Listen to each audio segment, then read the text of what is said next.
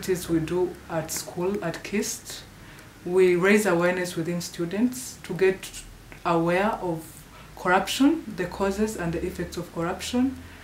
And this will create these students to know these effects and try the level best to fight against it, so that when they reach in offices or at work, they can be able to fight against it and provide good services.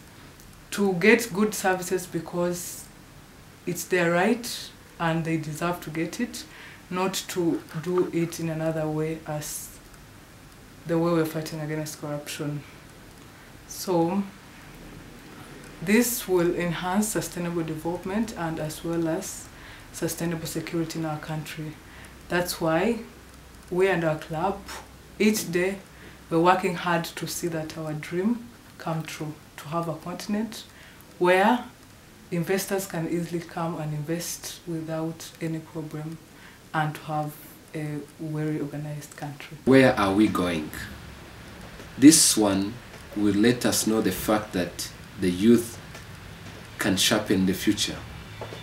Youth are the forces which can clear any obstacle to build our countries free from corruption. As we work and plan for the life we are waiting for, let no one deteriorate our future. Everyone, especially if many youth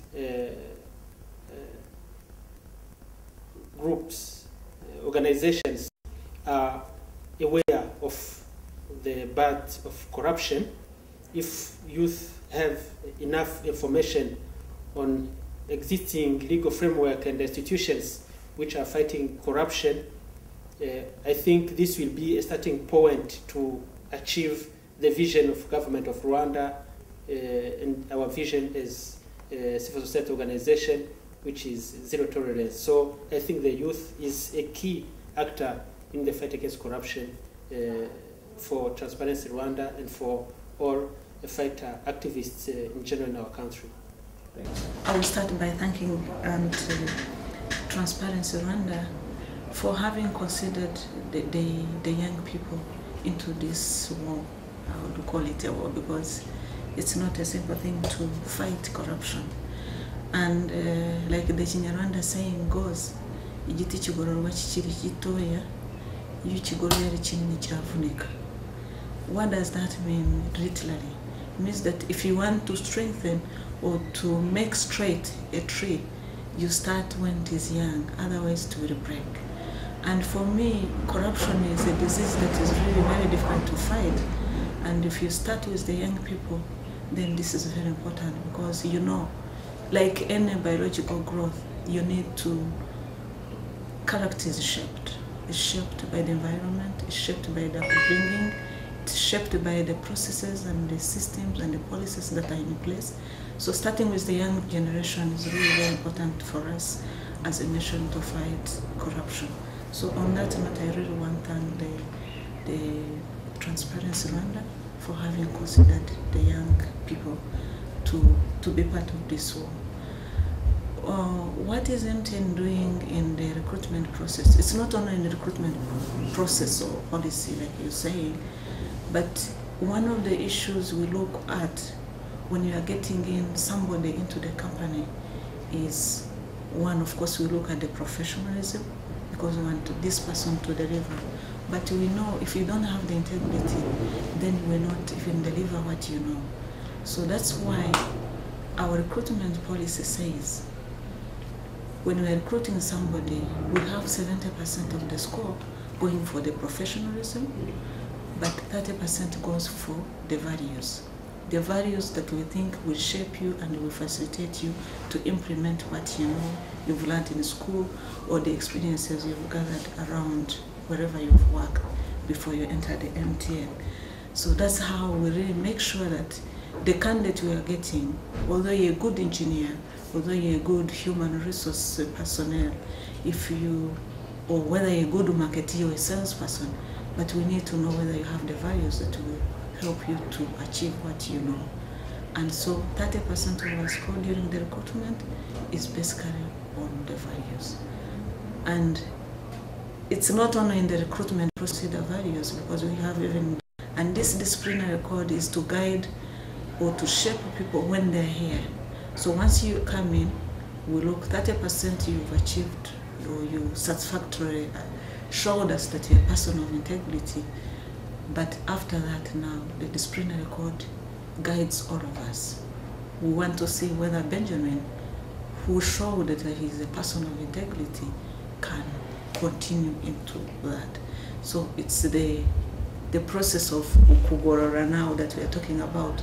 It guides us into what we are supposed to be behaving, like how we are supposed to relate with each other, how we are supposed to protect the company, assets, equipment, finances, if you're a salesperson, so that whatever you're collecting or whatever you're generating, you're not going to eat it. So the code, the disciplinary code is actually about the values, the integrity.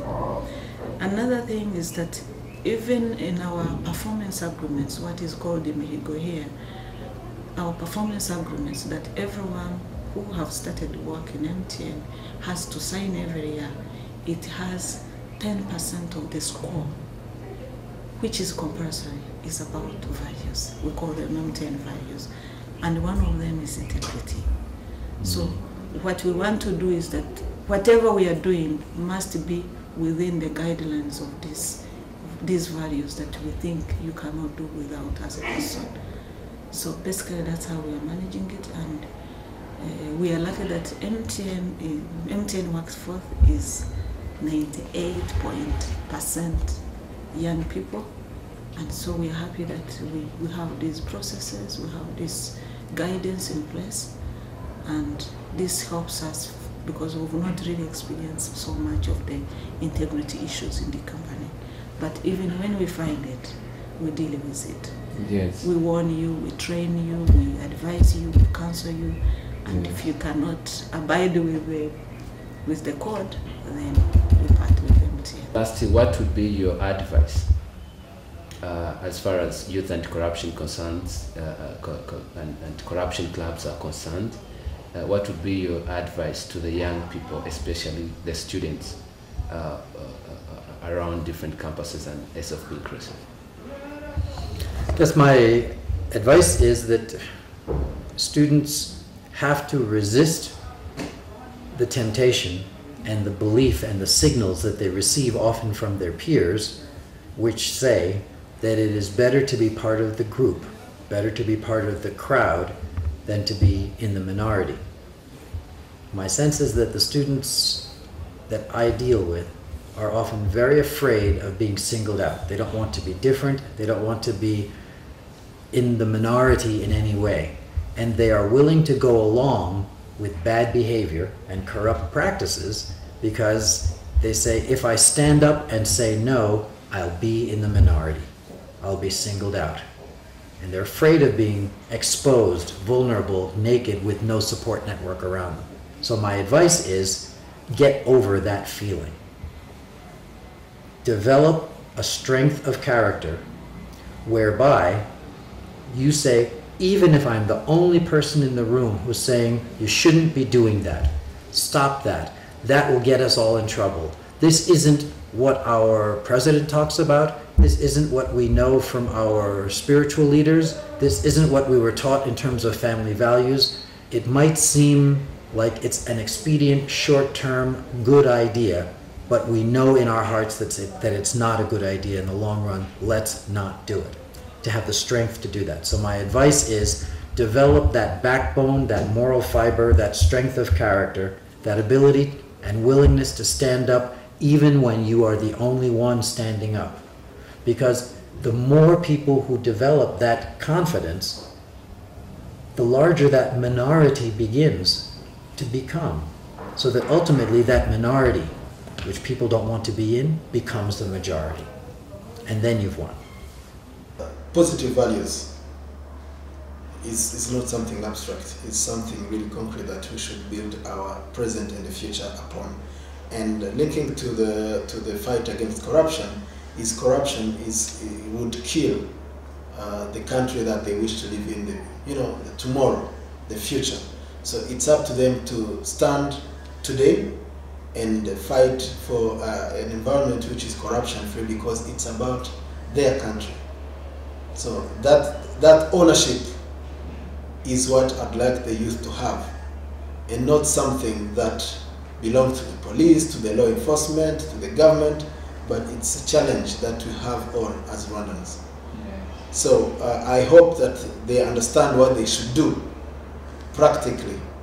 Practically, they would, denounce corruption, they would refuse to give corruption, and they will also refuse to take corruption. Remember that 60% of the active labor force of this country is made up by young people.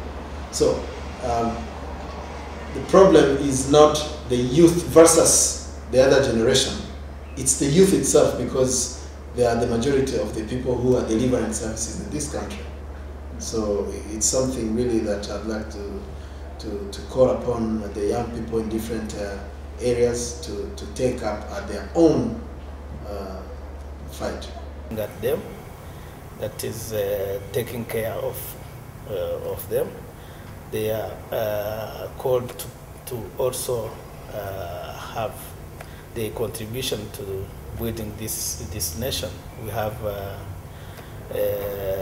made a lot of improvement, but we still have a lot to do. And you understand, the youth population is 65% of our population, so they should be the ones taking more initiatives in all the aspects of the life of this country, because we definitely consider them as the future leaders of tomorrow. So they definitely have to start at this moment to build this nation.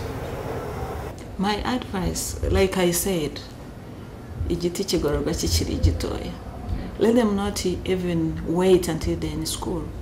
If we can get anybody, even at a very, very young age, to me, that maybe we need to have these clubs at the village level, or Mudugudu, or Akagali level. Maybe Mudugudu is small, I don't know. But if we can have this at a very young age, so that people, like when you're born in a Christian family, you taught how to go to church, how to pray, then people would get to know right from the beginning of their life that it's very important to be a person of integrity. So I would encourage them. Those who are in schools, they are lucky because they are organized in one location, in one community, that they join these clubs. Those who don't have the clubs, I encourage them to have. We've had other clubs, the HIV/AIDS clubs, we've had the reconciliation clubs, but to me, it's all integrity clubs or anti-corruption clubs are the basis of all this. Because if you're a person who has the values, you do not go around looking for HIV/AIDS or even spreading it amongst yourselves or other people. If you're a person of integrity, you do not talk about reconciliation, because there would be no disunity. There would be no issues like the ones we had. So it's all around that. To me, integrity is the basic of people's living. So whatever you're doing, whether you go to school, if you're not a person of integrity, just you're wasting your time. And in the future, it may work against you. And for MTN's case, if you really want to join the MTN has values, you have to train yourself to have these values. Because we've had some people who have come and have gone because they cannot cope up. It's not because we don't have all these guidelines in place in MTN, but just because they are not used to. So they need to shape their lives. They need to shape their character. They need to grow the proper character of integrity. As Abraham Lincoln stated, in the end, it's not the days of youth, but the youth of your years that matters. So let's stop and report corruption.